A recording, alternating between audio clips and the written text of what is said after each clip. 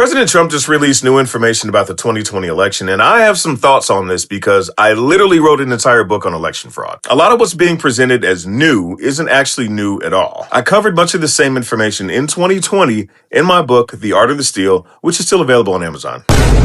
At the top of the White House election integrity page, they highlight vulnerabilities in electronic voting and ballot counting systems. That's been known for years. There's also documentation suggesting the NSA knew China was attempting to influence the election but didn't warn Trump. But there's a key detail being left out. A National Intelligence Council document explicitly states that Beijing did not intend to try to affect the election. Then there are claims that China carried out the largest compromise of election data in history by obtaining voter rolls. Now that sounds dramatic, but voter roll data is publicly accessible. China allegedly attempted to manufacture illegal ballots, and there's even a claim about tens of thousands of fake driver's licenses being sent to the U.S. for fraudulent voting, but that claim is unsubstantiated. So they tried, but they didn't really accomplish anything. Got it.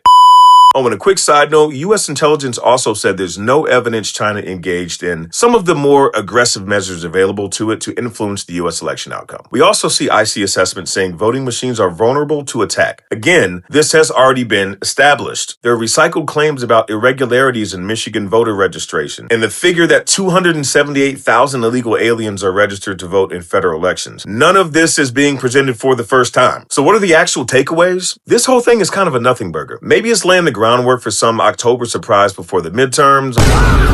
I guess we'll have to wait and see. Yes, China and other actors attempted to interfere, but there is zero evidence presented here that they successfully changed even a single vote. Yes, there are vulnerabilities in U.S. elections. That is not in dispute. But after 6 years of nonstop allegations about 2020, what we should be seeing by now is hard evidence of fraud. Not possibilities, not attempts, not hypotheticals. And despite the fact that Republicans control the White House and both chambers of Congress, that evidence still has yet to be presented. Which leaves us exactly where we were before this announcement, dealing with rising prices, lingering questions about the Tyler Robinson trial, and escalating conflict with Iran, where U.S. bases are being pummeled. Iran still controls the Strait of Hormuz, and the U.S. reportedly has less than 2 weeks of reserves in our strategic petroleum reserve. Yay!